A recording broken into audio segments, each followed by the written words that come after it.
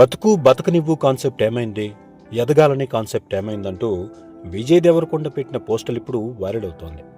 ఇండస్ట్రీలో సినిమాలను నెగిటివ్ రివ్యూస్తో చంపేయడానికి సిద్ధపడుతున్న వారి మీద మరోసారి నజర్ పడింది. ఇకపై ఇలాంటి చేష్టలకు చెక్ పడుతుందనే ఆశాభావము వ్యక్తమవుతోంది. దానికి తొలి అడుగు మన శంకర్ ప్రసాద్ గారి సినిమాతో పడ్డట్టేనా అంటూ డియర్ కామ్రేడ్ టైంలో కొన్ని రాజకీయాలను చూసి షాక్ అయ్యానని చెప్పారు విజయ్ దేవరకొండ. ఆ విషయాన్ని ఆలోచిస్తూ నిద్రలేని రాత్రులు గడిపినట్లుగాను గుర్తు చేసుకున్నారు. అప్పటి తన బాధ, సమస్య తీవ్రత ఇప్పుడు చాలా మందికి అర్థమవుతుందని అన్నారు. మెగాస్టార్ మన శంకర్ వరప్రసాద్ గారు బుక్ మై షోలో రేటింగ్స్, రివ్యూస్ ఆపేయడం గురించి స్పందించారు. విజయ్ దేవరకొండ కోర్టు ఆదేశాల ప్రకారం ఈ డెసిషన్ తీసుకున్నట్లుగా ఆ సదర్ సైట్లో పేర్కొన్నారు నిర్వాహకులు.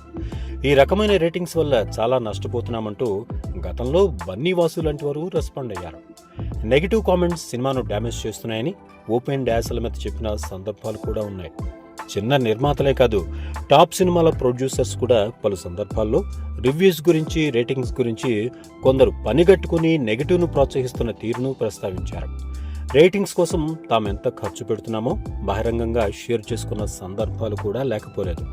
అయితే ఇప్పుడు మెగాస్టార్కు రేటింగ్స్, రివ్యూస్ ఆపడం వల్ల ఫ్యూచర్లో అన్ని సినిమాలు ఈ బాటలో ప్రయాణించడానికి వీలవుతుందని, ఇండస్ట్రీ శక్తి వృధా కాకుండా ఉండేందుకు కూడా వీలవుతుందని చాలా వరకు సినిమాను కాపాడుకోగలుగుతున్నామంటున్నాయి సినీ వర్గాలు.